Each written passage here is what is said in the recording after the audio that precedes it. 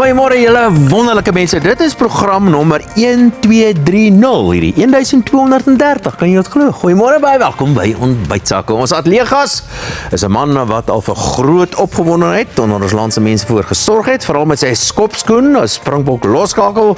Welkom aan Morney Steyn. Goeiemôre, baie welkom. Davie, baie dankie, lekker om hier te wees. Sien jy, mis jy daai naalbyt oomblikke nog?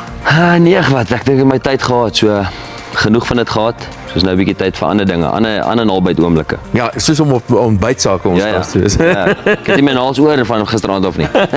Hallo Charlene. Hallo David, spesiaal blou aangetrek net vir die Bloubil vandag. Welkom Borne, dis lekker om jou in die ateljee te hê. Dankie baie. Nou, vandag se landbousegment vind ons meer uit wat Terra Woesa doen om ons natuurlike habitat te beskerm. En Dr. Judy gee soos gewoonlik goeie raad oor velsorg en Leon van Heerop is op sy pos om oor die nuutste flieks te gesels. Goeiemôre. Ai. Wat jou blou hê? Ek voel 'n bietjie val hier langs. Jy lyk bietjie vaal. Maar jy gaan dit opmaak met jou goeie persoonlikheid. Dit sal ek inderdaad doen. In die sake fokus maak as 'n draai in die Riemland. Ons vind uit waar die naam vandaan kom en ons besoek besighede in Villiers, Frankfurt en Ryds en gesels met 'n bekende sakeman van daar. En dis nie al bekende wat daar is nie, is natuurlik Corlie, is ewe bekend wat sorg vir ons kos. Hallo Corlie. Goeiemôre David. Nou ek is op my pos met koningskos in my bitterlekker kombuis en vanoggend maak ek vir ons iets wat almal gelukkig maak. Beefburgers met 'n heerlike heuning mosterd koolslaai. Ek het ook nog 'n Hermanus Pietersfontein wyn hier met die oulike naam Kleinboet wat ek saam met die burgers bedien. Amper soos Leon vir ons hier in die ateljee. En sy is nou al 'n bekende hier by ons en is Salonia Becker met die weer.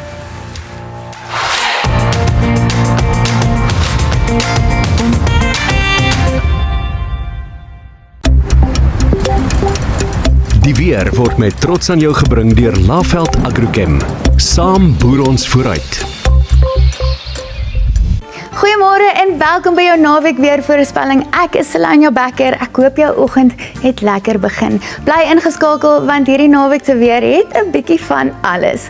Vandag sal 'n koue front wat Vrydag oor die kus beweeg het, saam met 'n boligtrog verspreide donderbuie oor die sentrale en oostelike dele bring. Geen reën word in die Wes-Kaap verwag nie, maar dit sal winderig wees hier langs die Weskus. Verspreide donderbuie mag oor die Vrystaat, KwaZulu-Natal en Mpumalanga en Gauteng voorkom, as ook oor die Oos-Kaap. Ons verwag 'n koel nag oor die westelike binneland terwyl donderbuie oornag in die ooste kan voortduur. Sondag sal donderstorms weer in die soortgelyke gebiede voorkom met enkele buie oor die Noord-Kaapse binneland waar dit ook warm en winderig sal wees. Daar is 'n 60% kans vir donderbuie op die Hoëveld hierdie Saterdagmiddag terwyl dit steeds warm sal wees met temperature wat die hoër 20s bereik. Sondag sien ons laer maksimums veral in Mpumalanga met 'n 80% kans vir donderbuie op die Hoëveld. Enkele donderbuie word in die Vrystaat verwag met 'n 60% kans vir reën en donderstorms in KwaZulu-Natal Saterdag. Teen Sondag is daar 'n skraal kans vir reënbuie langs die kus en dit raak warmer in KwaZulu-Natal. Saterdag begin bewolk oor die oostelike helfte van die Oos-Kaap met reën, maar dit sal teen Sondag opklaar behalwe vir 'n bietjie oggendreën in die omgewing van Port St. Johns en enkele donderbuie in Queenstown. Geen reën word die naweek in die Wes-Kaap verwag nie, ten spyte van lae oggendtemperature word matig tot warm toestande in die middag verwag. Veral Sondag waar Vredendal 'n maksimum van 34 grade bereik, Kaapstad 25 grade. Enkele donderbuie is moontlik Saterdagmiddag in die omgewing van Kimberley, terwyl ons verdere donderbuie weswaarts verwag tot in Appington en Windhoek teen Sondagmiddag. Maandag sal dit steeds winderig wees hier langs die Weskus met motreën en bewolkte toestande langs die Suid-Kaapse kus. Daar is 'n goeie kans vir donderbuie oor Namibië as ook oor die westelike binneland en donderbuie kan oornag tot Dinsdag voortduur met verspreide reën ook in KwaZulu-Natal as ook in Mpumalanga. Dinsdag sal 'n soortgelyke patroon voortduur met donderbuie oor die suidelike Namibië, die Kalahari en dele van die Noord-Kaap. Dit bly winderig langs die ooskus en sonnig in die weste. Maandagoggend sal koel wees oor die suidelike en oostelike binneland, maar warm in die middag met toestande van 28 grade in Kaapstad, 34 in Vredendal. En matige toestande oor die Vrystaat en Hoëveld, 24 in Pretoria, 23 in Johannesburg. Dinsdagoggend draai minimum temperature bo 20 grade in Appington, Vredendal en langs die ooskus met 'n baie warm middag in die westelike binneland, 35 grade in Kalvinia, 33 in Vredendal en 30 grade in Kaapstad. Die naweek sal sterk wind langs die Weskus waai, met matige wind Saterdag oor die binneland en 'n taamlike sterk wind oor die oostelike Noord-Kaap teen 'n Sondag. Kyk net hoe mooi draai hy daar. Dit is dan jou naweek weer. Geniet die res van die naweek. Oor na Dawie met landbou sake.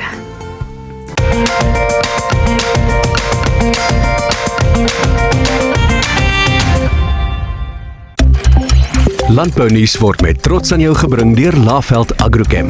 Saam boer ons vooruit. Johan Potgieter is die kommersiële bestuurder en hoof van TerraWosa. Johan, goeiemôre, baie welkom. Môre, dit is lekker om hier te wees. Sê weer vir ons, verduidelik weer vir ons, wat doen TerraWosa? Dawie, dit is 'n nuwe gesig, maar 'n bekende maatskappy. Ons is al 4 jaar oud. Ek het so rukkie terug oorgeneem die maatskappy, leiersels by Kobus Myntjies en Rian Genis wat julle reeds ken, oorgeneem en ek is beplan om hierdie maatskappy na 'n nuwe vlak te neem. Daar's 'n nuwe ding aan die gebeur by TerraWosa. Vertel my daarvan en vertel my hoe pas jy presies nou daarbey in?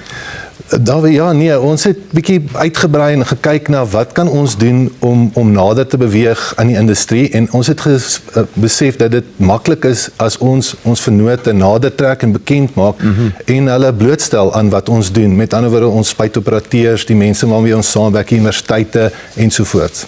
Verduidelik my weer, jy het laas ons vertel van bosverdigting en bosinindringing of ongewenste boomspesies. Wat is dit? Wat bedoel jy daarbey? Ja, sien, ons maatskappy fokus op boere oplossings te bring.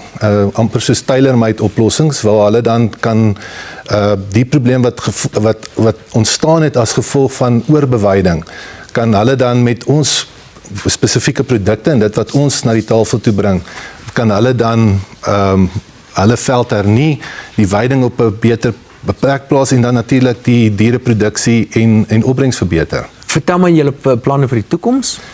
Weet jy, ons wil graag ons etikette bietjie uitbrei. Ons is ook besig met nuwe produkontwikkeling. Ons kyk ook daarna om baie nouer saam te werk met universiteite en ons staatsinstansies, soos regeringsinstansies en ook ons spuiteroperateurs, ja. Is julle dwars hierdie land by betrokke besig? Ja, ons is in elke provinsie, Dawie. Ons is in meeste van die provinsies waar daar die probleem is. Hierdie probleem is 'n geweldige groot probleem. Ek dink op hierdie stadium is dit oor 10 miljoen hektaar in die Suider-Afrika gedeelte. Ons is ook betrokke in Namibië, Botswana, Zimbabwe en Zambia. As ons nou praat van hierdie bosindringing en bosverdigting en so, dis nie net uitheemse spesies nie, dis ook inheemse spesies as gevolg van verstoring van die grond. Byvoorbeeld wat 'n probleem kan word, né?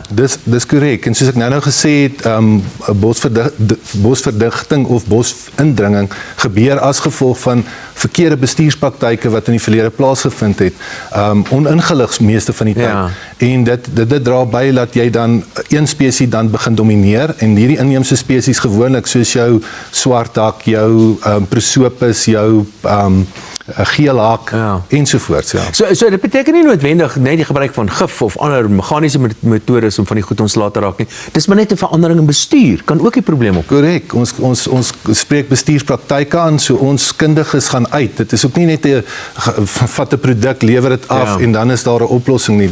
En soos ons ook al gesê het, daar's nie 'n silver bullet nie. So dis is om betrokke te raak by die boerderypraktyk uit te gaan en te gaan kyk wat is die probleem, hoe kan dit oplos en dan gee ons die beste raad. Natuurlik het ons 'n goeie produkreeks, is 'n baie goeie reeks, 'n nuwe reeks, veilig, nie toksies en dit is 'n produk wat boere dan kan gebruik met 'n gemoedsrus. Johan Potgieter, kommersiële bestuurder en hoof van TerraWosa, dankie dat jy by ons gedraai gemaak het. Dit is nou vir my baie interessant, kan ek vir julle sê. Oor na Charlene in Kuiersake en sy kry die eerste beurt om met ons met die oud Springbok loskakel Morney Steyn te gesels.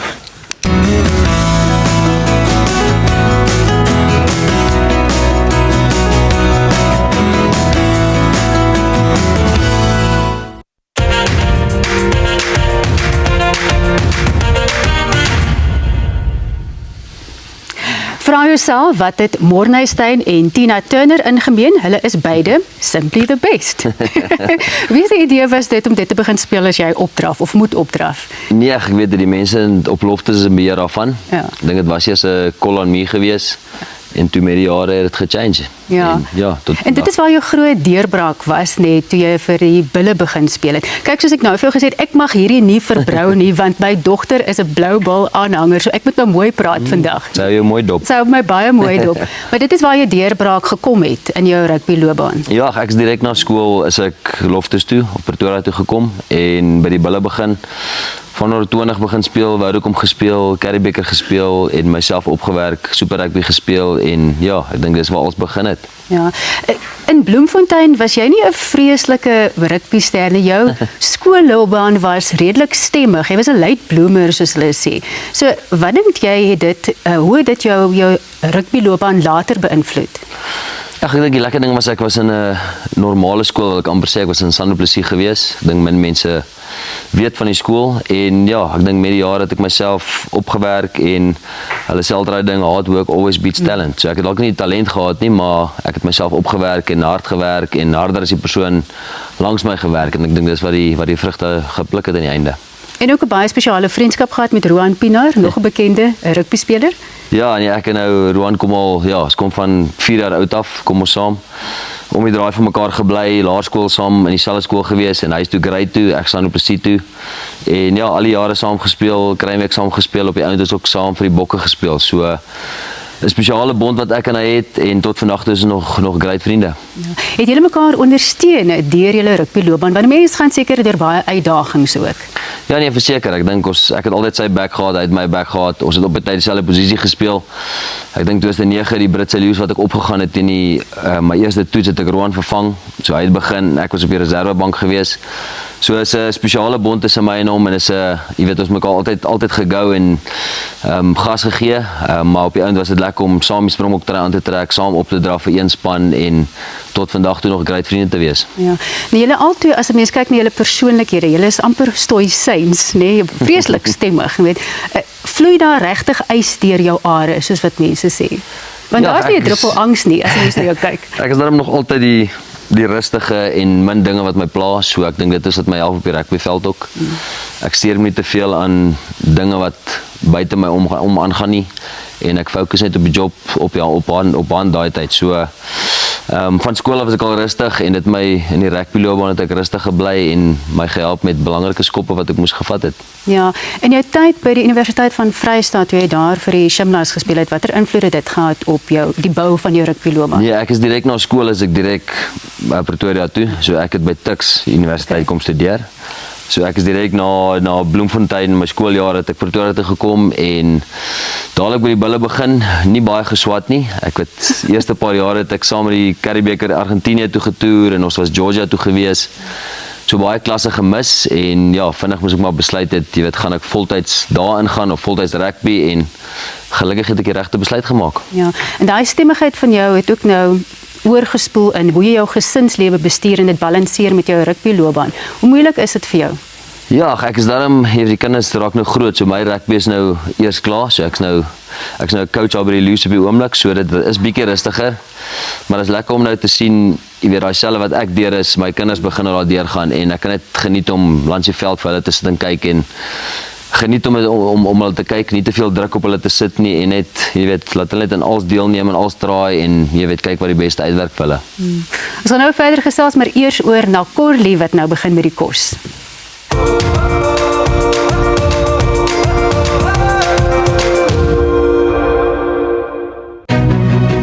Hermanus Pietersfontein se dinamiese kleinboet is 'n Cabernet Sauvignon Bordeaux versnit.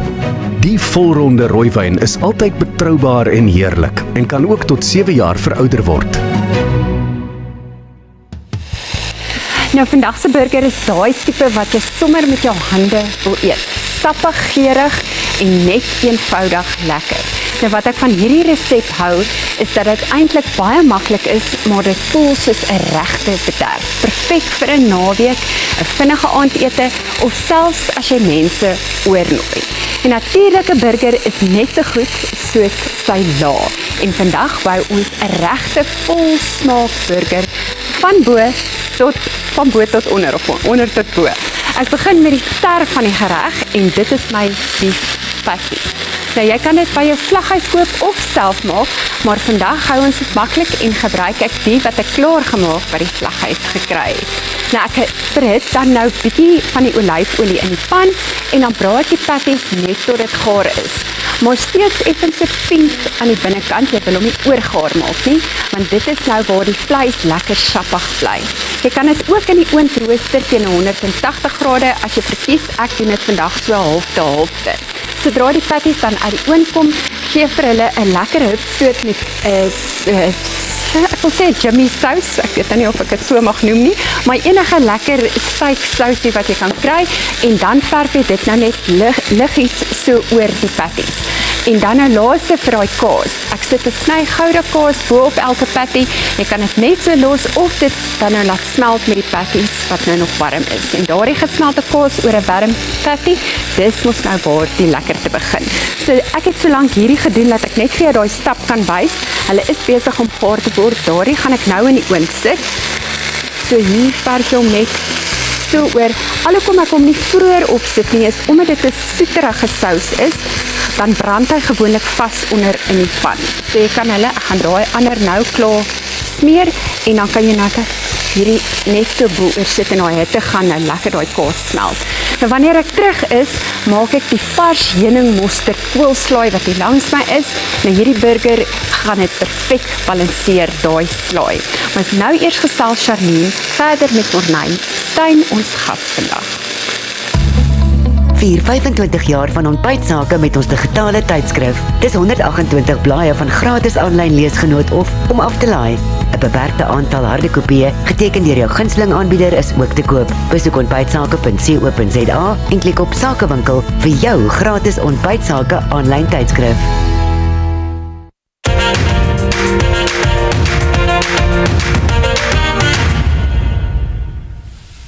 Ek gesels verder met ons gas Morney Stein. Morney, jy het nou gesê jy plaas die druk op die kinders nie, hulle moet alles net geniet. Maar jy is Morney Stein.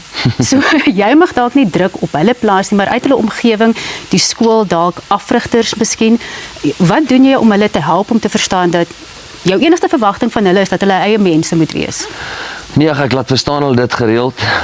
Ek dink baie mense en van ons vriende verwag, jy weet, ek coach hulle elke dag, ek skop saam met hulle by die huis, ek leer hulle elke dag. Maar ek laat hulle net gaan speel buite en as ek gaan skop saam met hulle, gaan skop ons net bal.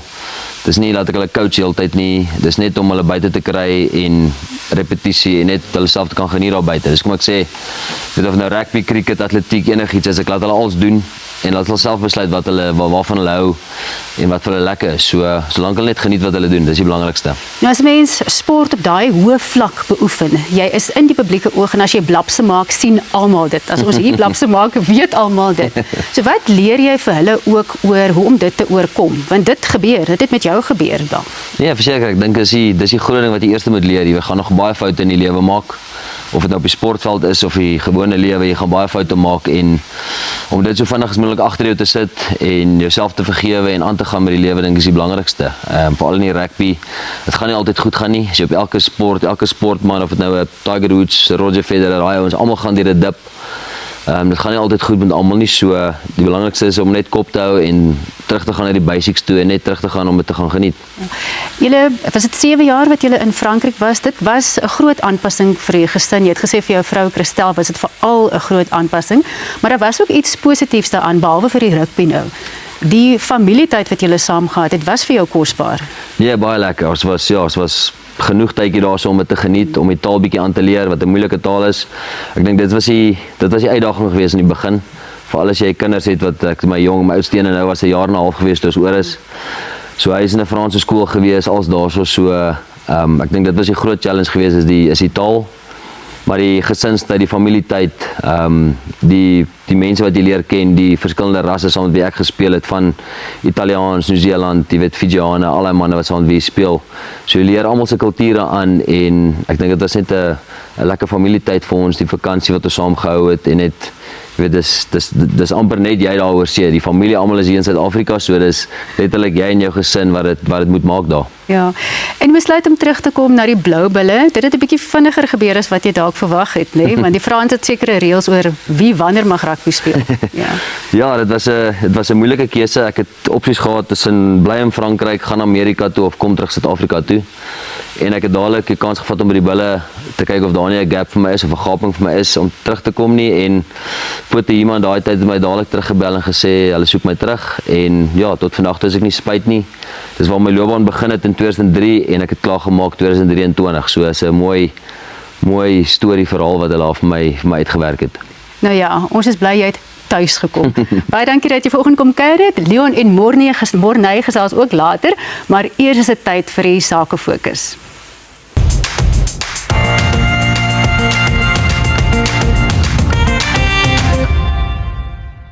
Hi, ek is André Pollard. En as dit by besigheidslenings kom, kies ek vir Pollen Finance in my span.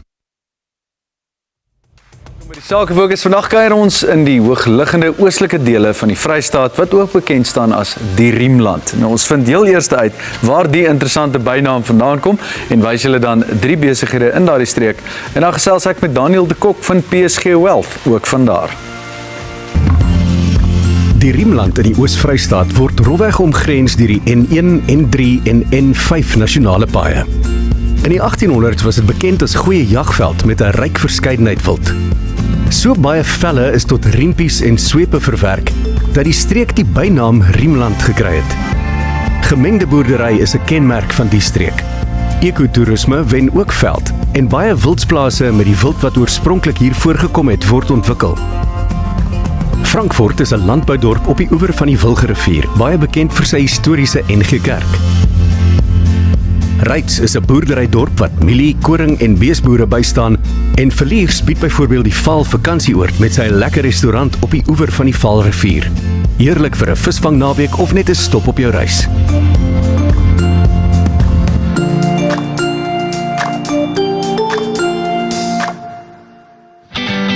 Engine Val Eenstop Oos en Wes fokus op kliëntediens, netheid en gemeenskapsbetrokkenheid. Hier is ook nou 'n nuwe steur, gekoppel met die Wimpy, 'n Cafe 365 en 'n Quick Shop. Hulle bied nie net brandstof nie, hulle bied gerief, kwaliteit en 'n volledige ervaring.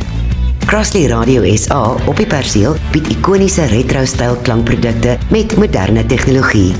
Crossley produkte is beskikbaar by bekende winkels soos Hi-Fi Coop, Kloppers en New World. Hulle fokus op uitstekende kliëntediens, ondersteuning en bykomstighede om die lewensduur van elke produk te verleng. Die Padstaal bied 'n autentieke padstaal ervaring met 'n verskeidenheid handgemaakte en unieke produkte wat jy nêrens anders kan kry nie. Hierdie kombinasie van kwaliteit, tradisie en persoonlike diens laat hulle uitstaan. Hulle is wyd bekend vir die beste biltong in die omgewing. Reisigers op die N3 en Villiers se omliggende gemeenskappe kan gerus hier stop en selfs die kwaliteit, diens en atmosfeer ervaar. Engine Val Eenstop, kom kuier gerus. Direk langs die hoofpad op pad na Clarence lê die heerlike Siesta gastehuis en troulokaal.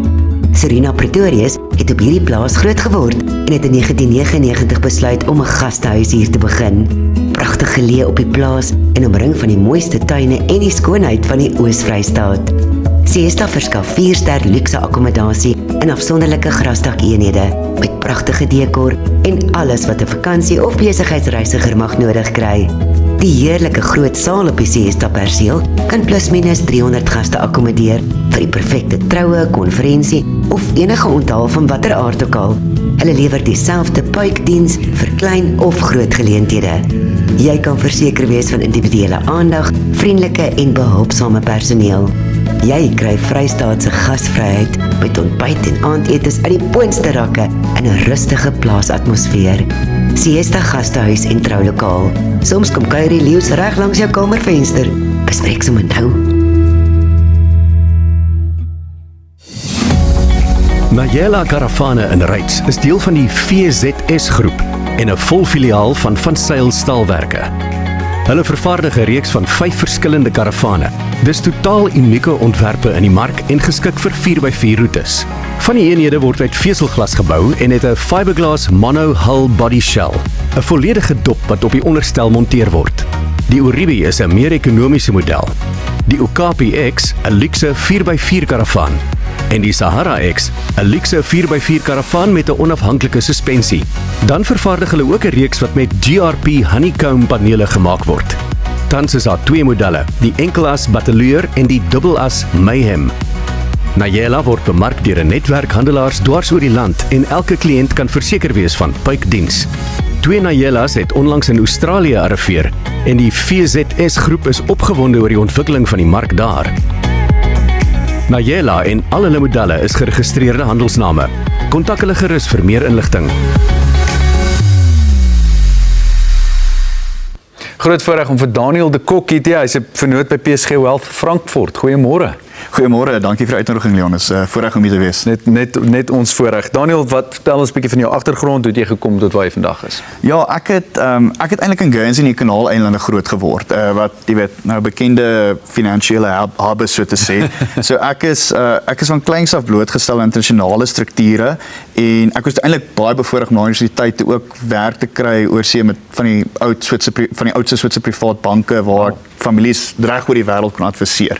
En dit het regtig my idee van welvaartbestuur geskep. Kan dit glo. So jy's amper in die wieg gelê vir die wêreld van finansies. Vertel ons 'n bietjie van jou akademiese kwalifikasies en waar jy oral studeer het. Ja, nee, ek was baie bevoorreg vir die geleenthede ek gehad het. Ek by Stellenbosch geswat en toe by King's College London ook maar wat nog baie interessant is met dit is dat jy weet alhoewel dit 'n fantastiese akademiese grondslag was, het ek eintlik meer wil ek sê geleer met my werk in Europa. En jy weet hoe om welvaart te bestuur oor grense en oor generasies en jy weet dis goed jy nie in 'n teksboek kan leer nie. En eintlik soos ek vandag is ek nou betrokke by Koffsies Universiteit van die Vrystaat om bietjie my praktiese ervaring terug te ploeg in die akademie in. Baie belangrik ook natuurlik. En toe kom jy terug Suid-Afrika toe na Suid-Afrika en van alle plekke dan nou die Oos-Vrystaat. Wonderlike plek, maar hoekom?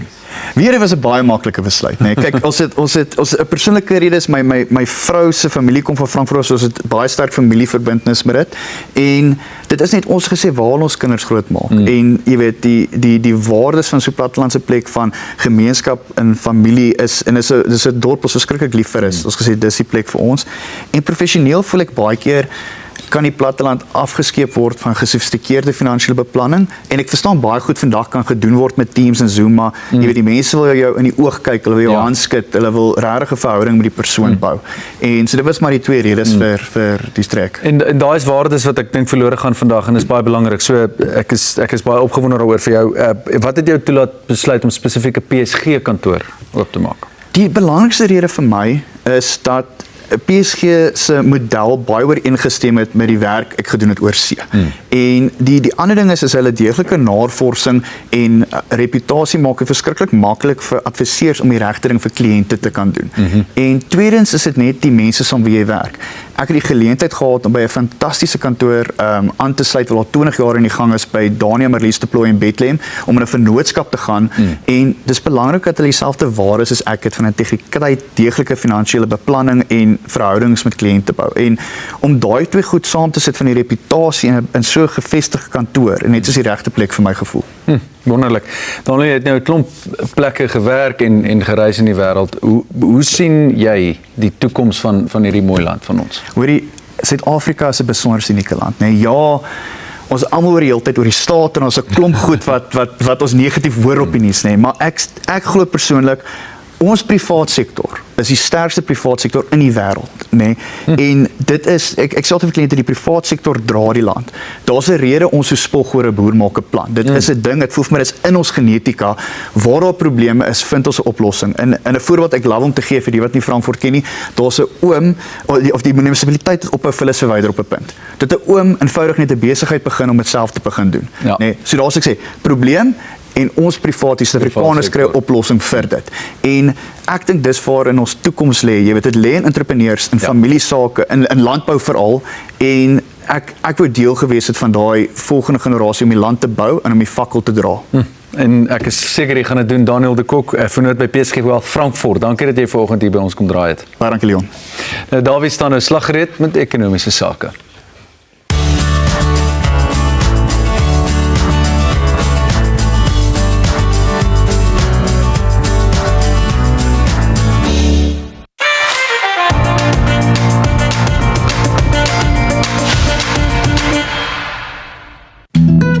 SAVF is die ontwikkelaar van 380 nuwe wooneenhede en 'n gesondheidssentrum by die Oogaftree landgoed in Mokgopong, Limpopo. Hier word 'n Bosveld aftree leefstyl geskep waar natuur die mens en gesondheidsorg integreer. Jong, ek het so 'n paar sommetjies gemaak om te kyk of 'n mens kan uitvind wat gaan gebeur oor die volgende klompie weke en maande in Suid-Afrika, miskien selfs jare, en ek het gereken om dit met julle te deel, 'n paar van hierdie syfers. Net eers dit, die inflasiesyfers vir Februarie is hierdie week bekend gemaak en die inflasiesyfer is 3%, baie goed, presies waar die Reserwebank dit wil hê. Maar ek is nou jammer om te sê, hier gaan nogal redelike stewige verhoging kom in die petrolprys en die dieselprys. Ons praat van so amper R5 en so amper R8 en so aan, en dit gaan natuurlik opwaartse druk op inflasie in Suid-Afrika plaas. Maar die maartsyfers van inflasie, die gaan nog relatief goed lyk. Ek sou sê in die omgewing van so 3.2, 3.3% of so, maar die maand daarna, dan kom die groot moeilikheid. En dan gaan die inflasiekoers waarskynlik styg tot so wat 4.5%, selfs 5%, en daarna hang dit natuurlik af wat word van die internasionale olieprys en alles wat daarmee saamgaan. So ek is bevrees 'n verhoging in rentekoerse is 'n baie groot moontlikheid. Die Reserwebank gaan hierdie week, komende week gaan hulle vergader. Ek dink hulle gaan rentekoerse onveranderd laat. Rentekoerse onveranderd laat, maar 2 maande daarna dink ek die Reserwebank sal moet begin om rentekoerse te verhoog, en hang af van omstandighede, miskien 2 keer te 25 basispunt verhoging, miskien net 1 keer, maar dit is baie belangrik dat die Reserwebank so gou as moontlik optree om hierdie inflasieproses so gou as moontlik te stop. Beteken ook dat ekonomiese groei wat swakker gaan wees as wat ons aanvanklik gedink het. En die gevolg van dit alles, en almal weet dit natuurlik, dis nou niks nuus wat ek nou met julle deel nie. Die gevolg van dit alles is dat die finansiële markte het 'n behoorlike bloedbek gekry die afgelope 2 weke of so. Die markte is baie skerp af. En dit is waar dit nou kom by die belangrikheid om die persoonlike finansies reg te bestuur. Onthou, 'n belangrike ding, en mense moet dit doen. Jy moet vir jou 'n baie goeie finansiële adviseur kry. Kry vir jou finansiële adviseur, kom by mekaar, laat ons presies vasstel.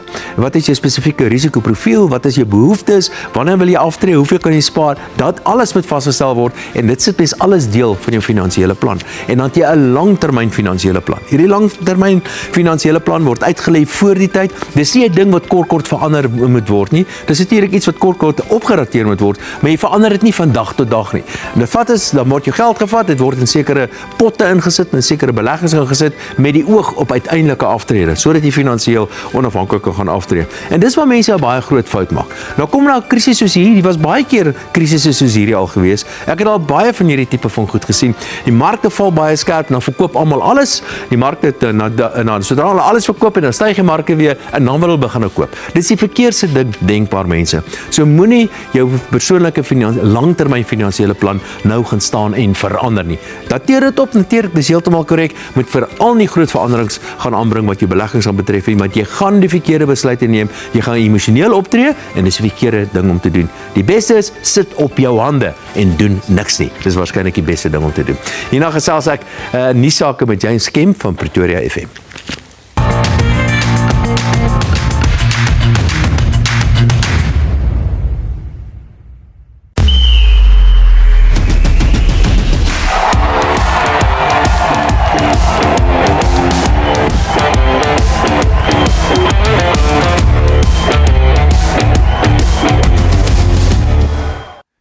Nuuspersoon van die week, James Kemp. James, goeiemôre, baie welkom. Altyd lekker. Dawie, en geseënde Persiese nuwe jaar. Persiese nuwe jaar. Dit is Persiese nuwe jaar, die 20ste Maart gewees hierdie afgelope week, ja. Ja. Dankie daarvoor. Groot vuurwerke. Reuse vuurwerke. Daar's inderdaad groot vuurwerke. Ja. Ek het so vinnig 'n prentjie probeer skets van die impak op die Suid-Afrikaanse ekonomie as gevolg van wat nou in die Midde-Ooste aan die gebeur is. Ja. Maar dit is sekerlik 'n groot impak op Suid-Afrika se ekonomie, en dit het ons weet dat die minister van Finansies het vooruitskattings gemaak wat ekonomiese groei betref. Elke keer het hy dit nou verkeerd, en nou is daar sprake selfs van 'n tekort aan petrol in Suid-Afrika, 'n tekort aan olie in Suid-Afrika, en sekerlik gaan die ekonomie baie swakker groei, en sekerlik gaan daar opwaartse druk op inflasie wees. Die punt wat ek wil maak hierso, en dis 'n soort 'n politieke opmerking, is dat ons fiskale rekening in die staat oor die algemeen is glad nie gereed om 'n krisis soos hierdie te hanteer. Ja. Kyk, baie mense het nou ekonomiese voorspellings gewaag en toe gebeur Iran en van daar af is die wêreld werklik op sy kop gekeer. Ek dink dit is die een gebeurtenis hierdie jaar wat werklik daarin geslaag het om enige ekonoom, enige toekomskundige, enige politikus en politieke ontleder onkant te vang. Nou wat in hierdie stadium gebeur, is die brandstoftekorte waarna jy gewys het en die verwagting ook van stygende brandstofpryse. As ons vinnig kyk na die onderverhalings wat die brandstofprys betref, ons kyk so amper op pad R5 toe vir petrol, amper op pad R8 toe vir diesel. Maar die een groot vraag wat ook gevra word is waarom word daar nou al gepraat van brandstoftekorte? Die brandstof wat bestel is en bestem is vir Suid-Afrika is veronderstel om in April hier aan te kom. Nou reeds verneem ons eerstens by Pretoria FM van boere, van volstasies wat sê maar daar's tekorte, daar's brandstoftekorte. Waarom is daar daardie verspreidingsprobleme en wat sit daar agter? Die departement van minerale hulpbronne wat self sê daar is tans genoeg petrol en brandstof in die land. En die vraag wat dan ontstaan, maar wat gebeur met die verspreidingsnetwerke? Wie sit daar agter? En dan is die vraag maar wat gevra moet word is wanneer 'n hoër brandstofprys in werking tree, wie gaan geld maak? Wel, wie gaan geld maak? Die ouens wat die meeste geld gemaak is die ouens want natuurlik brandstof het op die ou end. Maar daar is sekerlik 'n tekort aan. Maar miskien net so iets wat van 'n blik wat op die Midde-Ooste aan die gang is. As mens nou kyk daar's nou 'n klomp debatte oor wie se oorlog is dit nou eintlik. Het Benjamin Netanyahu hierdie geleentheid gebruik gemaak om 'n Israeliese oorlog eintlik oor te skuif na die Amerikaners toe. En Donald Trump is in die proses besig om baie steun te verloor. Wat ons sien hier gebeur het is dat Trump se kritici sê maar Trump, jy het vir ons America first, Amerika eerste beloof. Dit lyk nou of jy besig is met 'n Israel eerste oorlog hierso. Netanyahu en Israel wat die eerste aanvalle uitgevoer het. Ons sien in hierdie stadium dat Trump eintlik die een is wat vir Netanyahu en vir Israel sê brieke bietjie, julle gaan nie aanvalle op die olievelde uitvoer nie, maar steeds sien ons dat die bomme neerreën op Iran. Intussen sien ons ook dat daar aanvalle op Jerusalem is. Kort tevore of tenminste hierdie afgelope week het ons gesien dat daar ook berigte was van aanvalle op Jerusalem. En dit is besig om Trump in 'n ongemaklike posisie te plaas met sy Amerika eerste lese en die vraag wat gevra word deur Joe Rogan, Tucker Carlson, voorheen uitgesproke ondersteuners van Trump, wat sê maar is jy nou besig met Amerika eerste of Israel eerste hierso? En hulle het binnekort verkiesings in Amerika. Daar's mediumtermyn verkiesings wat binnekort plaasvind. Trump is in 'n bitter bevoorregte posisie waar hy president is terwyl sy party die Republikeine beide die huis en die senaat beheer. En dit kan alles verander met hierdie mediumtermyn verkiesings. Wat ek wel moet sê, as jy kyk na die gewildheidspeilings, gewoonlik is die Midde-Ooste die doolhof waar presidente se gewildheidspeilings gaan om te sterf. Kyk na George W. Bush, daar is een van die beste voorbeelde daarvan. Maar in die stadium sien ons dat Trump se Republikeinse ondersteuners wel sê dat hulle tussen 70 en 80% ondersteuning gee vir die konflik in Iran. So ons moet kyk hoe dit uitspeel by die stembus. Maar hoe gaan 'n wen vir Amerika en Israel lyk en hoe gaan 'n wen vir Iran lyk? Ek dink 'n wen vir Iran is dat hulle net dat die regime net bly voortbestaan of hulle regering bly. Dis waarskynlik 'n wen vir hulle en dit lyk my op hierdie stadium is Iran besig om te wen. 'n Wen vir Amerika en Israel gaan wees sal van die regime 'n regimeverandering tot gevolg gaan hê. En dit lyk nie op hierdie stadium wat dit gaan gebeur nie. So ek wil dalk sê lyk my Iran is besig om te wen.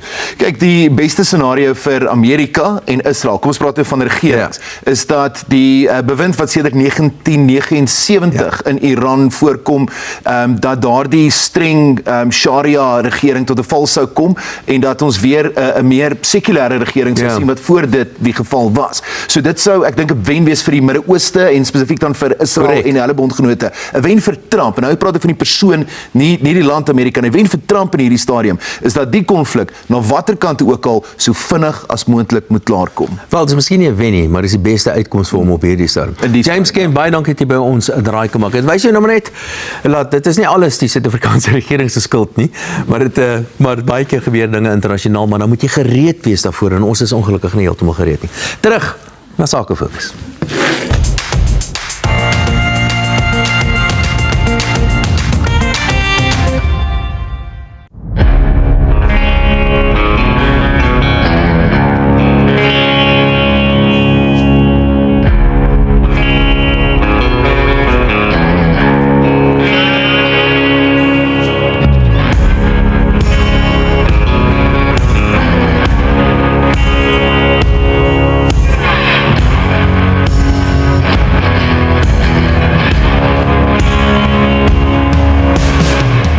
Broker Groep spesialiseer in die verkoop van plase en enige vaste eiendom reg oor Suid-Afrika. Het sy of dit op veiling is of uit die hand uit, kontak ons vandag en ons gee vir jou gratis konsultasie. Broker spesialiseer nie net in die verkoop van vaste eiendom nie, maar ook losbates van landboutoerusting, konstruksie en mynboutoerusting. As jy enige bates het wat jy wil verkoop, kontak ons help jy met die waardasieproses en ons help jou ook om hulle suksesvol verkoop te kry. Maak Broker vandag jou vernoot in kwaliteit verkope.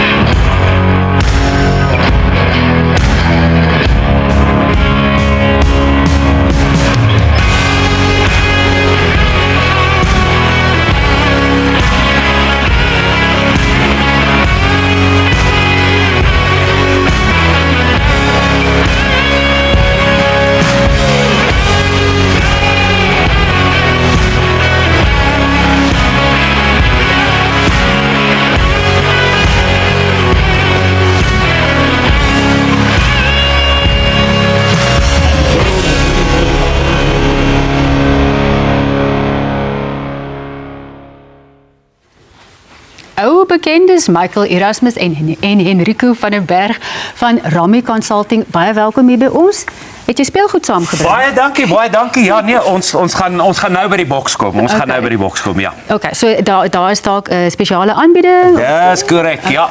Groot verrassing vir die Rami se kliënte daar buite. Ons wil alles daarvan hoor aan die einde. Michael, David nou 'n bietjie gesels oor die oorlog en die impak daarvan op die oliepryse. Het dit 'n impak op kragvoorsiening en gaan daar dalk 'n impak wees op die prys van sonkragstelsels? Definitief, ons het klaar gesien dat kwaliteit solartoerusting in die laaste maand duurder geword het. So daar's al klaar 'n impak op die solarmark. En ons weet, Eskom gebruik biljoene rande se diesel om die ligte aan te hou in die wintertye, load shedding, daai tipe van goed te vermy. En ons weet ongelukkig, as daar nou nie genoeg diesel gaan wees nie, wat gaan die uitresultaat wees op die uiteinde van die dag? Ons weet klaar, diesel gaan volgende maand met 7 tot 8 rand per liter op. So die impak gaan ons verseker voel reg oor die mark in Suid-Afrika. Enrico, daar is ook hierdie verhoging wat NERSA aangekondig het, wat nou 1 April is dit nie in werking tree. Wat se impak gaan dit hê? So dis eintlik belaglik. So die eerste instelling is vanaf 1 April en ek kyk omtrent na so 8.7% verhoging op dit. En dan is daar 'n tweede verhoging wat ook in plaas vanaf 1 Julie waar dan 'n munisipale verhoging is. En wat kliënte moet verstaan is, dis omtrent 2 tot 2.5% hoër as die inflasie wat tans in Suid-Afrika is. So ek kan my nie indink dat Rami Consulting net gaan staan en toe kyk hoe dit gebeur nie. So wat gaan julle doen om kliënte te help om hierdie prysverhogings te bestuur? So om dit eenvoudig te hou, dit is van kardinale belang vir kliënte om so vinnig as moontlik in 'n goeie kwaliteit solarstelsel te belê. Soos Michael genoem het en soos dit in die nuus oral is, die oorlog en al die dinge wat gebeur, gaan die verskaffers net forceer om die pryse te lig. So terwyl die pryse nog goed geprys is, gaan die kliënte slegs baat vind om nou en so vinnig as moontlik in dit te belê. So Michael, voordat jy nou vir ons vertel van die spesiale promosie, net gou vinnig weer vir ons herinner hoekom julle diens so uniek is. Kyk, dis die ding, by Raumek het ons 'n absolute passie vir solar. So dit gaan nie vir ons net oor geld nie, dit is vir ons van kardinale belang om die regte produkte te gebruik, beste naverkope dienste bied aan ons kliënte. So die lys gaan aan en aan en aan. Maar basies waarop dit neerkom, ons het 'n passie vir solar want ons weet wat se langtermyneffekte dit vir die land inhou. Goed, nou kan jy vir my alles vertel van daai promosie. Vir die eerste 10 kliënte hierdie week gaan wat hulle bestellings plaas, gaan ons 'n ongelooflike promosie aanbieding gee. Ons het 4 pakkette op promosie. Pakket 1 is vir mense wat so lank 'n voet in die deur wil kry, 6 panele, 5 kW nuutse tegnologie inverter, 5 kW battery ten volle geïnstalleer vir $87. As jy so 'n bietjie groter behoefte het, kan jy kyk na pakket 2 wat $123 is.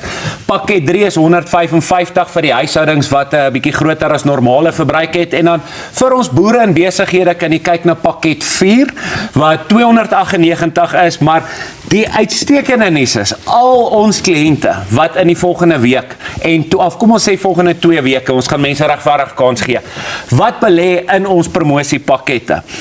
Name gaan alles hierso in die boks in. Met die volgende ontbytsake het ons 'n massiewe verrassing vir een van ons kliënte. Maar let wel, ek gaan weer klem daarop lê, dit is vir die kliënte wat belê in die stelsels. Hulle name gaan hierso inkom, en die volgende ontbytsake gaan ons 'n gelukkige wenner trek, en glo my, dis 'n prys wat hulle nie gaan op wil uitmis nie. So dis baie belangrik. SMS, nie WhatsApp nie, SMS die woord Roumec na 43366, alles is op die skerm. Alternatiefelik gaan na ons webblad toe, los jou besonderhede daar, ons sal kontak met jou maak, en dan is daar ook 'n WhatsApp nommer wat jy ook gebruik van kan maak. So daar's 3 maniere om kontak te maak met Roumec. As jy nie een van hulle gebruik nie, dan gaan jy ongelukkig uitverloor op hierdie ongelooflike promosie. Julle baie dankie. Julle kom altyd met 'n goeie plan vorendag. Dan kry julle vanoggend kom kuier het en ek meld aan om die trekking self te doen. Raymond vertel ons nou van sy volgende sakefokus. Op die ontbytsake webblad kan jy uittreksels van ons verskillende segmente kry, soos nuusake, landbousake, smulsake, kultuursake, vrouesake en baie meer.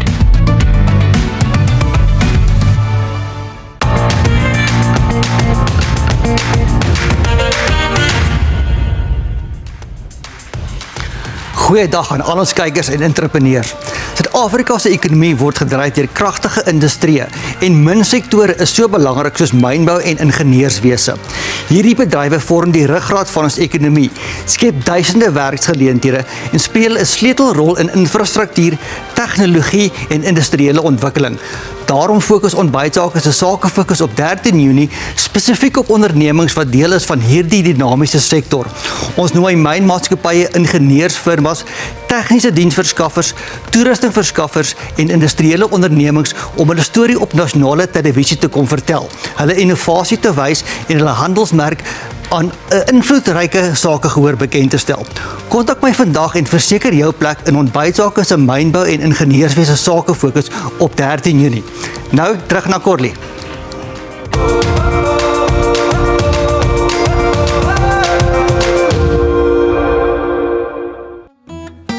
Nou vir die vars element wat hierdie burger lig en gebalanseerd maak, is my heuning mosterd koolslaai. Nou ek begin met die wit kool en wortel wat ek fyn sny. Nou jy kan 'n mandolien gebruik of sommer net met 'n baie skerp mes dit fyn sny. Nou dit gaan alles in 'n bak en dan meng jy dit die sous nou net saam met hierdie. Nou ek het dit reeds nou net die kool en die wortel so 'n bietjie gemeng. Dan kom ons nou by ons sous en dis mayonaise en dan het ek Dijon mosterd. Nou ek het die gladde een en die korrel een wat ek ook dan nou hierso in die bakkie gooi en volgende is dit bietjie heuning. En dan natuurlik ook 'n bietjie suurlemoensap. Nou kom ek doen dit net gou eers terwyl ek nou vele daarvan vertel. Dan volgende is dit ook dan nou natuurlik die sout en swart peper. En net vir ekstra lekkerte is hierdie eintlik 'n slaaisous, maar dit is daai honey mustard een. Nou ek gooi dit ook sommer net in, net vir ekstra geur. En dan al wat jy nou is, jy moet alles mooi roer tot alles goed deurgemeng is. En dan in die koolslaai gooi jy dit nou in en dan word dit nou lekker romerig en egalig. Jy moet dit nou tot onder in die bak. Dan hierdie slaai gee dan nou natuurlik vir die burger daardie perfekte kombinasie van romerigheid, soet, sout, effens suur wat baie goed natuurlik werk saam met jou vleis. Nou as jy tyd het, kan jy dit vir 'n rukkie in die yskas sit. Dit maak net daai geure nog beter. Maar eerlikwaar, hierdie is een van daardie dinge wat jy sommer dadelik ook kan gebruik. Nou die laaste element is vars rooi gepekelde eie en as jy nie die gepekeldes gebruik nie, dan gebruik jy sommer die gewone rooi eie. Nou ek gaan hierdie hierby nou meng en as ek terug is, sit ek alles bymekaar en bou daai perfekte burger en dis altyd my gunsteling deel. Nou kyk, ek is nou nie 'n rugby-kenner nie, maar ek ken vir Morne Steyn. Môre is my lekker met jou te gesels. Ek wil sommer 'n bietjie met jou gesels oor dinge waar jy, want daar's natuurlik altyd as 'n speler, wat is post rugby en so wat is dit nou vir jou op hierdie stadium? Ek het nou aan die kant die Jukse gegaan, so ek is nou by die Lions, betrokke. Ek skop afrigter daarso, so nee, ek moet sê ek is nou al my 3de jaar nou al. Geniet elke oomblik daar, lekker coaching staf saam met wie ek werk, lekker groep ouens, so. Ja. Ja, ek wil net vir jou noem, ek is deesdae met my radiowerk meer by Loftus as wat jy daar is. So ek sal maar volgende, ek sal maar vir die mense sê hallo. Ja. As ek weer daar. Ek het nou so 'n bietjie van die lig af met jou gesels oor iets wat ek ook nogal te begin nou vir my persoonlike lewe ook 'n ding raak, en dit is sport en skole en dies meer. Ek bedoel, dis dalk 'n onregverdige vraag, maar voel jou opinie oor, is skole rugby in Suid-Afrika op 'n gesonde plek? Want daar's 'n kultuur, en ek bedoel, ons mense hoef nie meer nou te beat around the bush, soos Engels sê. Spelers word gekoop. Dis amper asof dit 'n professionele koop en verkoop transaksie. Is ons skole rugby op 'n goeie plek, op 'n gesonde plek? Ja, oor die algemeen. As jy kyk na ons hele, jy weet, junior sisteme wil ek amper sê, van onder 19 af skole toe. Ons kleinweekspanne, die hoeveelheid talent wat daar is, dink ek is ongelooflik. En ek dink wat jy sê is die gekoopery, jy weet, elke skool doen dit. Ek dink amper as jy dit nie doen nie, gaan jy agterraak. Dis so dit raak en ek dink dit hou al die skole, jy weet, amper op 'n gelyke vlak as jy dit sê. Ja, jy het jou groot skole gehad wat al onder die ander uitgegroei het. Ja. Maar ek dink almal doen dit nou, en almal kom bymekaar en maak dit 'n goeie kompetisie. Maar sit daai nie te veel druk op kinders nie en op spelers nie. Want ek bedoel, en ek daarmee sommer dalk 'n opvolgvraag. Ja, sekerlik 'n hoërskool het die droom almal van, jy weet, as jy nou vir jou skool se eerste span speel, of baie van hulle droom om 'n springbok te word of vir 'n provinsiale span te speel. Maar die realiteit is 'n bitter klein persentasie van daai gaan enigstens professionele rugby speel. So sit dit nie te veel druk op kinders waar eintlik sport eintlik 'n wonderlike ding moet wees nie. Ek weet nie. Ja, ek dink dat die joy van skole rugby en skole sport weggevat, wil ek amper sê. Ja. Want dit raak 'n professionele setup nou in die skole. As jy kyk, elke skool het 'n gym deesdae, het buite coaches. So dit raak 'n groot ding, maar ook goed vir ons rugby in Suid-Afrika. Ja. Maar ja, ek dink die druk, en ek dink eerstens begin dit by die ouers, dit begin by die skole. Ja. So ek dink daai ding moet by die huis gekook word, dat jy nog steeds die joy van rugby, die joy van sport nog steeds moet hou. Hoe bou jy het nou vinnig met Charlene ook daaroor gesels. Ek sien jou nie as die tipiese pa langs die sportveld wat nou jy gaan nou ophardloop in 'n halftyd vir die kind 'n pak slaag gee as hy nie goed gespeel het nie. Is daai vreugdeskomponent wat sport bring en die ander belangrike dinge wat sport bring. Is dit nog vir jou belangrik om dit in jou kinders te sien langs 'n sportveld? Ja, vir my is dit ek nou nog gesê, ek dink die belangrikste is dat hulle dit nog steeds enjoy, dat hulle, en ek dink die druk is daarso omdat, jy weet, Mornay Steyn se seun speel saam met my in die span, hy is in die skool, almal kyk op na hom, verwag iets van hulle, en ek verwag dit glad nie van hulle nie. Ek wil hulle moet dit geniet. Jy weet, almal doen goed in hulle sport wat hulle doen. My laat die Joel, hulle almal goed in rugby, goed in cricket, atletiek doen hulle goed, so maar die mense daar buite sit daai druk op hulle en op my, jy weet, en ek is daai pa wat eerder in die paviljoen gaan sit. Ja. En van 'n distance af die game kyk, as wat jy langs die veld op en af hardloop en jouself opwerk. Ja. Oor die dinge wat gebeur en die dinge wat langs die velde gebeur, is vir my partykeer, jy weet, dit is my verstand te bowe hoe die mense aangaan op 'n 110 rugby wedstryd oor die ref, oor die kinders wat nie dit doen nie en dit doen nie, so ja, dis 'n ding wat nogal na in die hart is, wat swaar is. So net in die miskien as 'n groter konteks ook, maar jy weet, jy nou as 'n losskakel byvoorbeeld, jy weet daar kom 'n punt waar jy nou, jy moet daai ekstra myl loop, jy moet daai ekstra paar ure op 'n dag op 'n langse sportveld of na die oefensessie. Byvoorbeeld, hoeveel skoppe moes jy op 'n dag deur die palle jaag om te weet waar jy is? Ja, nee, ek dink dit is iets wat vir my, jy weet, ek wat nou met baie juniors en jonger spelers werk, dit voel vir my dis 'n ding wat bietjie agtergelaat word, die harde werk van die ouetjies. Ek sien dit in die jong ouetjies. Daai selfe werks etiek of wat ook al is nie meer daar in hulle nie. Ja. Ek weet nie of hulle te maklik op skole kry deesdae wat nie, maar jy weet, ek moes, en as nou gesê het, ek het op skool, het ek geskop vir my skool, want daar was nie eintlik iemand anders nie. Ja. Ek moes dit doen, maar ek was by average 60% skopper gewees. En toe ek by die bal aankom, het eintlik aan my eintlik vir my gesê, as ek op 'n hoër vlak wil speel, gaan ek aan my skoppe moet werk. Sure. En ja, toe het ek eintlik besef wat harde oefen en harde werk is, en gelukkig die vrugte gepluk. Ongelooflik, is my baie lekker met jou te gesels. Ek los jou in die bekwame hande van Davie Rood. Dankie baie. Sterkte.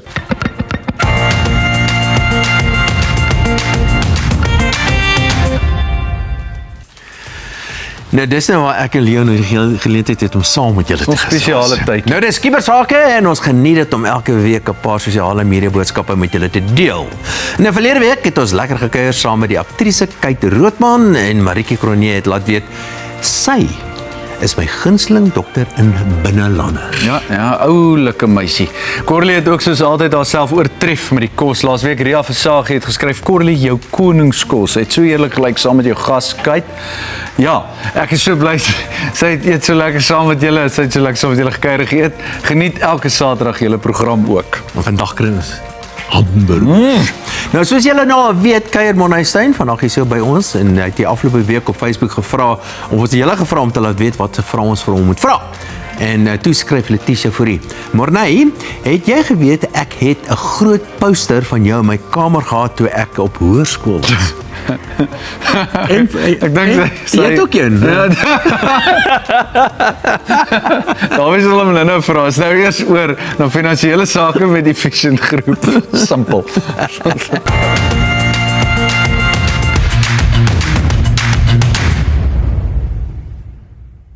Een naam is nooit net 'n naam nie. 'n Naam, 'n reputasie word gemeet nie aan wat dit sê nie, maar aan wat dit doen. Beskerm jou besittings en verseker jou finansiële toekoms. Kontak ons. En Eben Lou is 'n senior portefeuljebestuurder by Efficient Invest. Goeiemôre. Môre Dawie, dankie. Baie Lekker om welkom. te wees, ja, dankie. Dis natuurlik nou groot chaos daar in die Midde-Ooste, jy weet. En mense is nou verskriklik op hulle senuwees, en dis 'n konflik in die Midde-Ooste. Moet die mense senuweeagtig wees? Ja, ek meen, dis definitief 'n onsekere periode op die oomblik, maar ek dink jy het dit vroeër ook goed uitgelig. Die belangrikste ding wat ons probeer vir beleggers nou, jy weet, of beklemtoon is, bly by jou langtermyn beleggingsstrategie. Ja. Ek meen, data en geskiedenis het keer op keer al gewys dat die markte deur hierdie tipe korttermyn gebeure kyk, en inteendeel, eintlik gee hierdie nou jou geleentheid om kwaliteitbates teen 'n laer prys te koop, en dan jou opbrengs kan verhoog oor tyd. Ek meen, daar's daai statistieke wat wys dat as jy die top 10 dae mis in die mark, jy jou opbrengs met basies 50% kan sny, so halveer. Maar 'n ander gedeelte van daardie data wys dat omtrent 50% van die top daar juis gebeur gedurende periodes van markstres of onsekerheid. So bly by jou beleggingsstrategie. Maar ek meen, dit is tog so dat die portefeuilles is die hele wêreld volop en wisselvallig. So wat kan ou doen om daai wisselvalligheid dan net so bietjie te temper, jong? So ons verseker goed wat jy kan doen. So ons deel hier so 'n bietjie die siening op tussen na aftrede en voor aftrede. En dalk begin op voor aftrede. Hier het mens tipies bietjie meer kapasiteit om wisselvalligheid te hanteer, want jy het 'n langtermyn siening. So bly by daai strategie, maar fokus op diversifikasie. Dis jou grootste vriend hierso, en hou aan belê, want weer eens soos ek gesê het, jy koop bates, kwaliteitbates teen laer pryse wat jou oor die langtermyn gaan bevoordeel. Die na-aftrede kant is dalk bietjie meer waar beleggers bekommer, want hierso is inkomstevoorsiening die grootste fokus. So as 'n wisselvalligheid is almal bekommerd oor, gaan ek my inkomste kan kry? So ons implementeer hierso 'n silo benadering in ons portefeuilles, waar ons die portefeuilles opbreek in 'n korttermyn komponent wat bietjie meer konservatief bestuur word, en daai inkomsteonttrekkings kom spesifiek net uit die korttermyn komponent uit, terwyl die ander gedeelte, die langtermyn komponent, jy kan toelaat om te groei en jy weet kapitaal by te voeg oor tyd. En dan dalk ook om te noem wat ons baie doen is verskansingsfondse byvoeg. Jy weet, as 'n stabiliteitskomponent in portefeuilles. Dis daai ongekorreleerde opbrengs wat verskansingsfondse vir jou kan gee en wisselvalligheid beheer. So daar's 'n paar maniere om hierdie wisselvalligheid te bestuur. Dit hang af waar jy is in jou lewe. As jy tipies 'n jonger belegger is, kan jy 'n bietjie wisselvalligheid vat en jy kan dit bestuur hierdie sogenaamde silo benadering. Het jy vir ons nog 'n paar wenke? Want daar's 'n paar goed wat ek sal sê fokus nou op. Bly soos fokus op die langtermynstrategie soos ek gesê het. En moenie te veel vasgevang word in nuusopskrifte en die geraas in die markte nie. Niemand weet wat oor die korttermyn gaan gebeur in die markte nie. En dis belangrik om eerder te fokus op die kwaliteit van jou onderliggende beleggings. Beleggers oor die algemeen vind meer baat in onaktiwiteit. So as jy nie seker is wat om te doen nie, wees eerder geduldig en bly by jou strategie. Doen niks, bly by jou langtermynstrategie. Eben Lou, senior portefeuljebestuurder, Efficient Invest, dankie dat jy by ons indraai gemaak het. En ons bly by sake.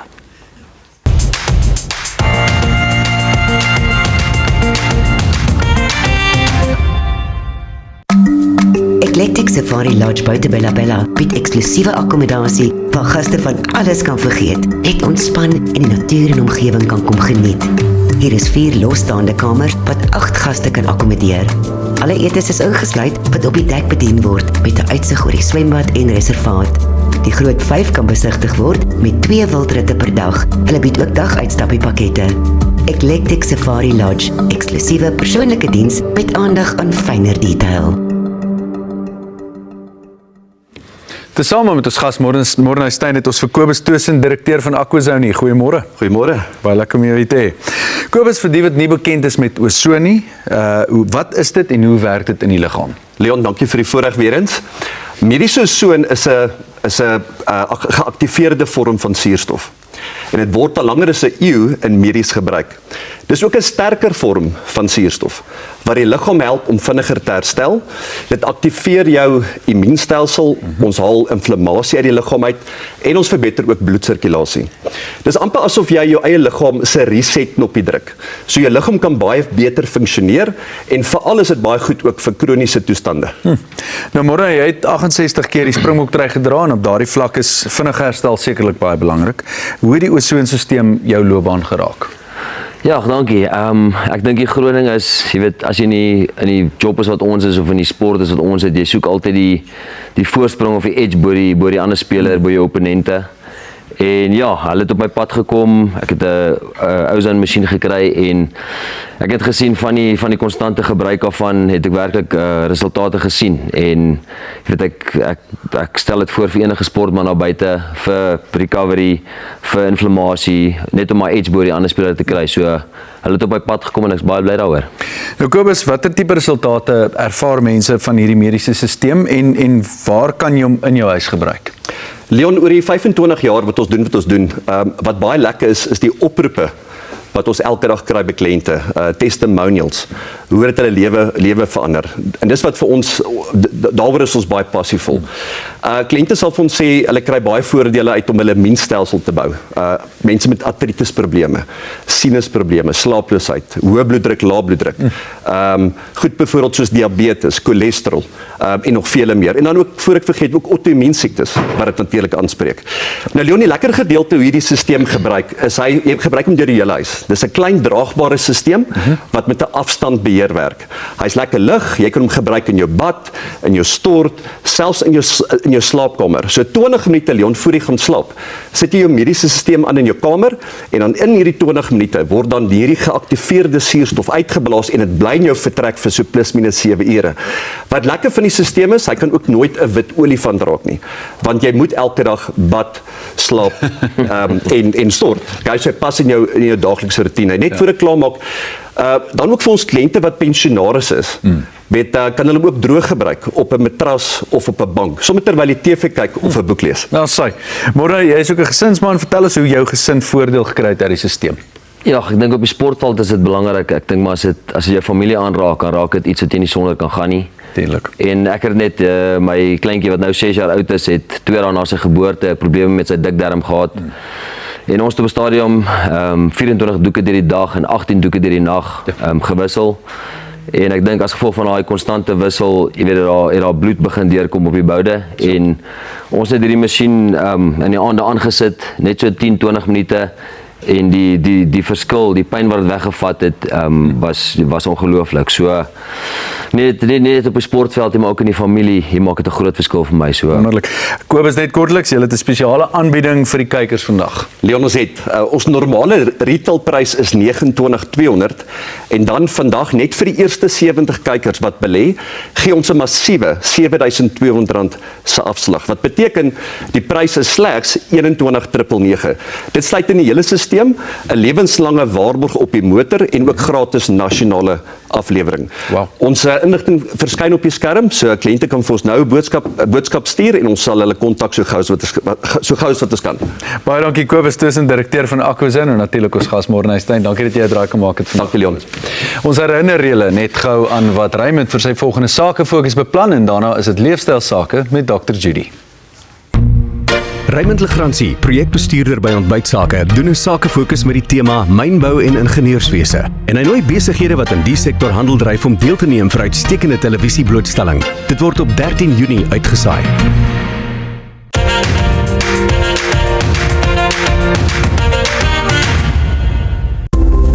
Jou vel is so uniek soos jou vingerafdruk en Biomedical Emporium se oplossing is so uniek soos jy.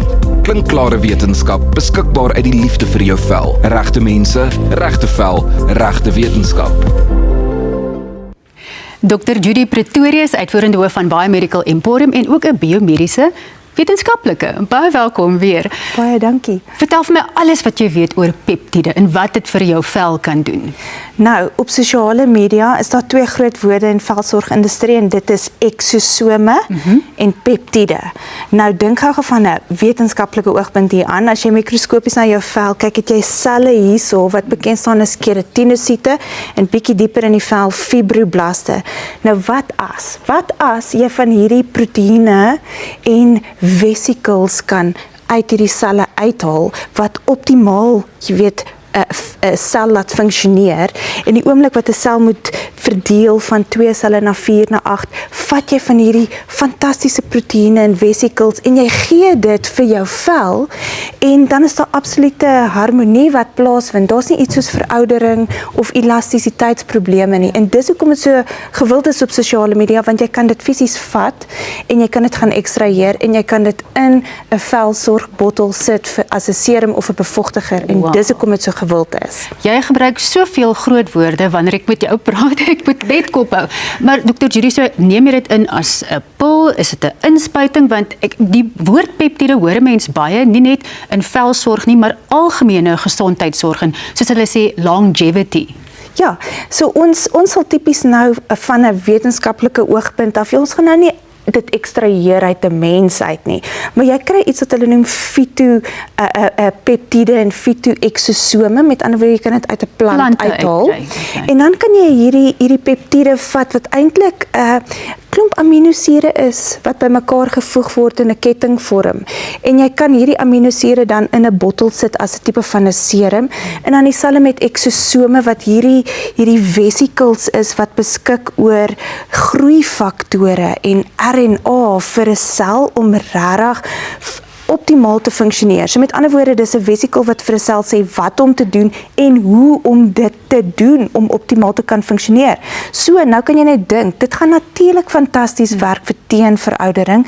Dit gaan fantasties werk vir as jy bietjie inflammasie of sensitiwiteit op die vel het. So jy sit dit in 'n serum en jy sit dit in 'n bevochtiger en jy kan dit 2 keer 'n dag gebruik. In die oggend en in die aand en dan sal jy sien, die vel begin te densifiseer, daai rooiheid begin te kalmeer en dit is natuurlik 'n wenresep vir goeie teenveroudering. Nou van watter ouderdomme kan 'n mens dit begin gebruik?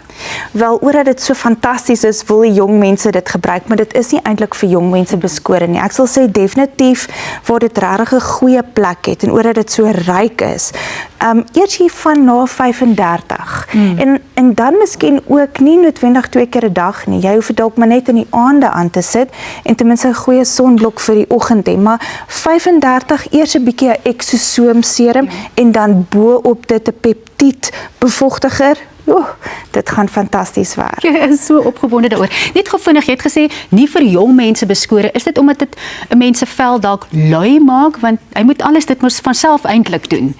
Dis te ryk. So baie keer sal 'n jong persoon wat bietjie olierigheid op hulle vel het. Ons praat van sebumproduksie. As die sebumproduksie alreeds bietjie aan die hoë kant is, omdat jy dit maar het as 'n jonger persoon, jy sukkel nie eintlik met droë vel nie en as jy dan nog hierdie tipe produk opsit, dan kan jy eintlik 'n bietjie uitbraak op die vel hê. Ons praat van milia, sulke klein wit koppies wat op die vel voorkom en dis hoekom ek sê hou dit maar eers vir later wanneer jy voel jou vel regtig droog is. Soos wanneer dit regtig nodig is. Baie dankie dat jy vanoggend kom gesels met Dr. Judy Pretorius. Ons kyk nou na die Passievol 2026 geleentheid, wat dit alles inhou, daarna oor na iemand wat passievol oor kos is, natuurlik ons Corlie.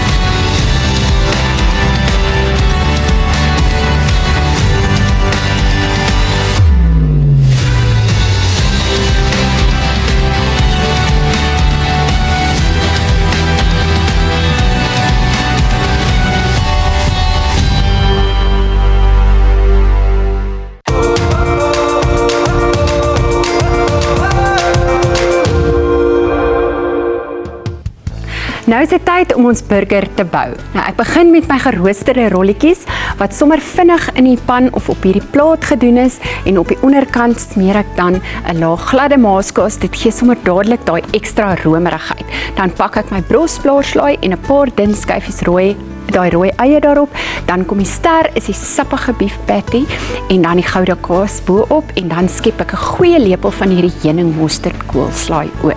Nou as jy hou van 'n bietjie skop, kan jy selfs daai jalapenos of 'n chili vir 'n bietjie varsheid en ekstra skop bo-op sit. Dan sit ek die boonste broodjie op.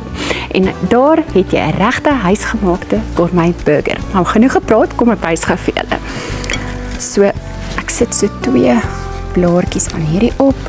En dan is dit die rooi eie.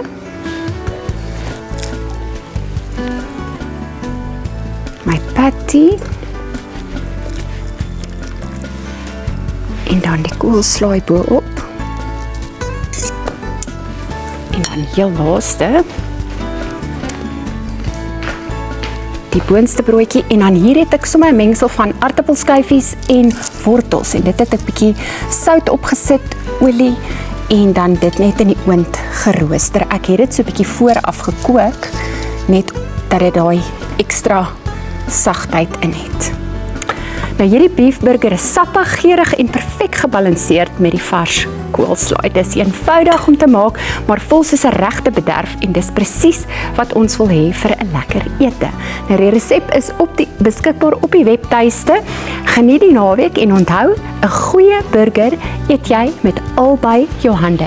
En as jy gewonder het, hoe, dan vat jy hom so, jy druk hom en jy hap hom. Nou is dit hier terug na kuiersake en Dawie gesels nou met ons gas, die oud Springbok Morney Steyn.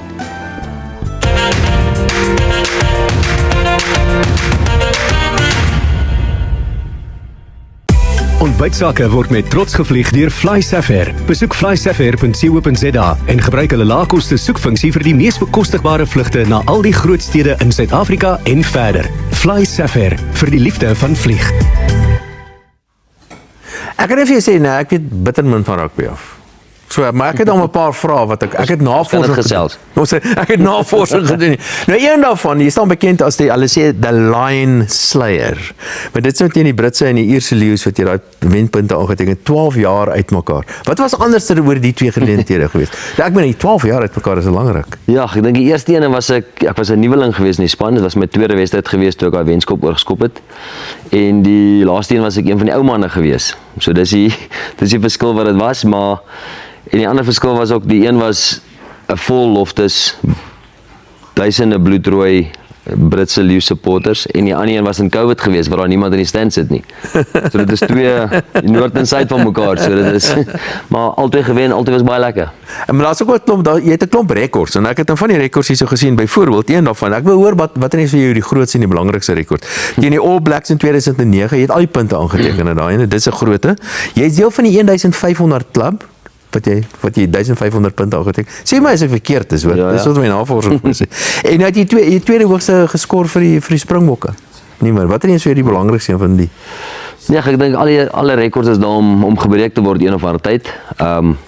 Maar eerste net om deel te wees van die Springbokke eerstens en dan al die rekords agter my naam sny jy nie. Mens kon dit nie gedoen het as nie vir die goeie span maar saam met wie ek was ook nie. So ek dink dit is altyd lekker om my 31 punte teen die All Blacks aan te teken. Ek het my eerste 3 ook daai dag gedruk, so was baie lekker geweest vir altyd die All Blacks wat 'n groot ding is deur al die jare nog.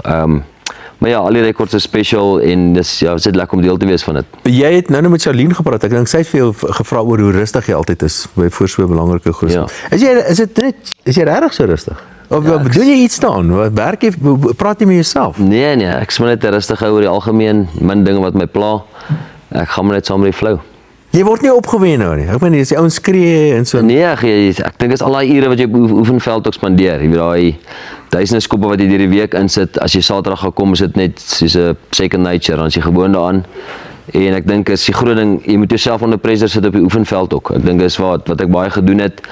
Vir as jy op Saterdag kom en is 'n groot skop, dan sit nie vir jou iets niets nie. Wat beteken dit op die oefenveld? Beteken verskoppe byvoorbeeld of moeilike skoppe? Ja, jy sit vir jou drills uit wat jy doen wat jy 3 counts het en jy moet 5 na mekaar oorskop voor jy kan aanskuif na die volgende een toe.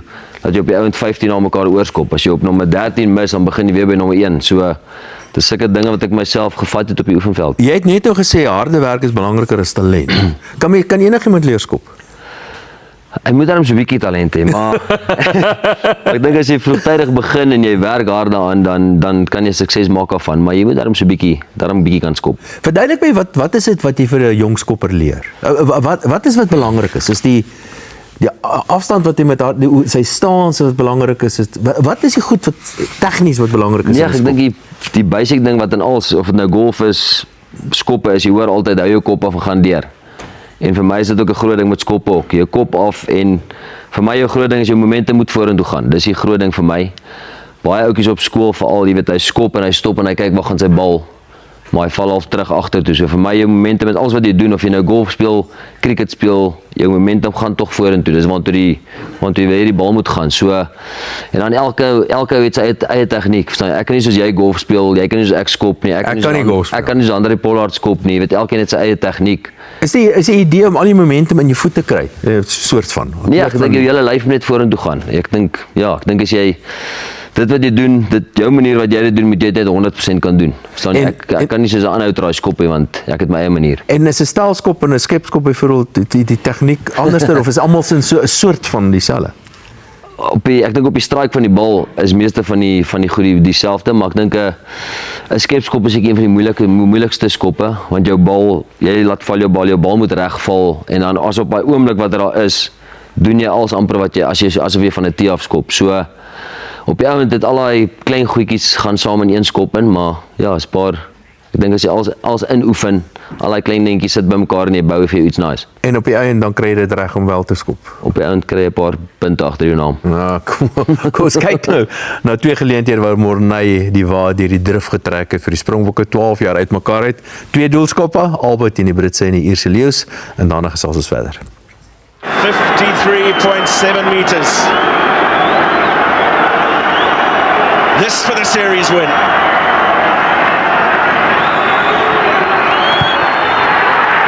It's got the distance. Steyn! Morné Steyn has won the game for South Africa.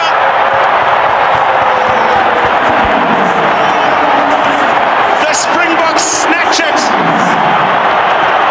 by 2 tests to 0.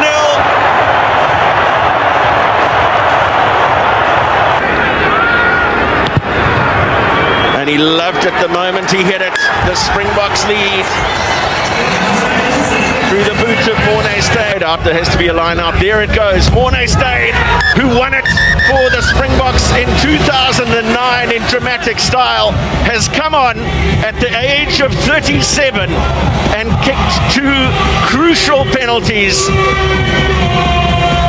to snatch the series for the world champion. Moenie vir my sê jy voel niks daaroor nie. Natuurlik is jy opgewonde. Natuurlik is ek op die senuwees. Ek dink is meer van 'n excitement. Jy sien uit na en opwinding. Dis hoekom jy so hard oefen is om jy sien uit na sulke skoppe. Jy wil sulke skoppe hê om 'n game te wen, om 'n series te wen, om die All Blacks te wen. Dis hoekom jy al die harde werk insit. Sê my iets anders dan. Wat doen jy nou? Is jy nou nog steeds aktief en besig? Behalwe natuurlik vir jou werk as afrigter en so aan, is jy self besig met ek so nou en dan op die fiets. Ons het almal 'n bietjie lekker fiets gesels, maar ja, ek staan so nou en dan op die fiets. Ek het laas jaar die Epic gery. So weet jy gery? Reine van Vieren. Maar dit was 'n moeilike jaar. Dit het nie gereën vreeslik. Ja, ons het die hitte gehad tot so op Woensdag en toe bekom die reën die Woensdag aand. So ja, bietjie van beide gehad, maar dit was 'n lekker challenge gewees en ja, great ding om te doen.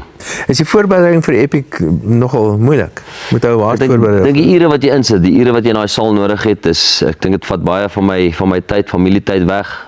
Maar dit was die moeite werd gewees en ek het elke oomblik geniet. Is dit vir jou belangrik om nog steeds gesond en fiks te bly? Nee, verseker. Ek dink ek is 'n ou wat sal kan, as ek so 3-4 dae stil sit by die huis en ek doen niks nie, dan stuur my vrou my gelukkig om te gaan oefen, want dan raak ek bietjie moeilik in die huis. So gelukkig gesel gewoon daaraan so. Sy stuur my maar om iets te gaan doen om myself besig te hou. Terwyl jy nou gedurende jou Springbok, jy's nou self 'n afrigter, né? Jy het nou hoeveel Springbok afrigters het jy onder gespeel? Seker so 4, Heinek, ja, so 4, 5. En ek wil nou nie sê watter een is die beste nie, insluitend in met ons huidige afrigter rasie nie. Maar is daar van ons afrigters wat werklik vir jou uitstaan in Suid-Afrika? Ag, ek dink ou soos Heineke Meyer, weet ek het op 18 begin saam met hom, Woudekom gespeel onder hom, so ek dink hy het my geback van die eerste paar jaar af. Net na hom was Frans Ludeke daar, top mens, goeie vriend van hom ook 'n goeie coach vir ons gewees, 2 super rugby's onder hom ook gewen. En dan natuurlik, jy weet, Rassie by die bokke is net op 'n next level, die tipe persoon wat hy is, die knowledge van rugby wat hy het, bo ander coaches, en ons kan sien die wêreldbekers wat hy nou gewen het, the proof is in the pudding. So nee, ek het daarom onder goeie coaches gespeel, ou soos Pieter de Villiers, my eerste bokding met die Britse Leeu's, ek het S121 saam met hom gewen. Ja, so lekker tye saam met hom ook gehad. So ek dink almal, jy kan almal noem, jy weet, almal in Frankryk het ek onder goeie coaches gespeel daar ook. So is lekker om 'n goeie verhouding met jou coaches ook te hê. Wel is dit belangrik, sê my as ek reg of verkeerd is, dit belangrik natuurlik om die talent te hê in 'n land, om die spelers te hê in 'n land, maar ek het nog 'n idee dat daai coach of die afrigter speel 'n baie groot en belangrike rol. Ja, ek dink daar's baie talent in ons land wat, jy weet, miskien hou die sekere coach nie van hom nie, van sy tipe spel nie, en hy maak dalk nie 'n span of hy maak nie 'n Springbokspan daai tyd nie. En partykeer is dit net so, as jy kyk 'n ou soos Friede Pre wat al die jare daar was, jy weet, onder hom was daar soveel goeie scrum-halves ook gewees. En so kan jy aangaan, jy weet, die centers wat daar was, Jacques Fourie, John de Villiers, daai ouens, maar daar was soveel goeie ander spelers ook gewees wat net die geleentheid gekry het. So ek dink dit hang alles af van die coach wat jy ook like of jy die geleentheid gee. Die rugbyspelers in Suid-Afrika, maar veral die ouens wat nou so goed gespeel het, Springbok vlak gespeel het en so.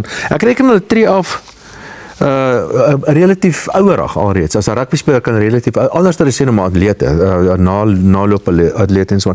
Is dit maklik om 'n ander lewe te vind nadat jy senior rugby gespeel het? Ja, dit voel amper vir my of die ouens nou 'n bietjie langer speel as wat hulle in die verlede gespeel het. As jy 32, 33 was in die vroeë jare, dan die begin oud raak. En nou die meeste ouens tree nou hier by 39, 40 begin lees aftree. So hoekom is dit so? Ek weet nie of die voorbereiding of die goeders wat hulle drink of iets, die oefening, die tipe oefening wat hulle doen of iets help daarvoor.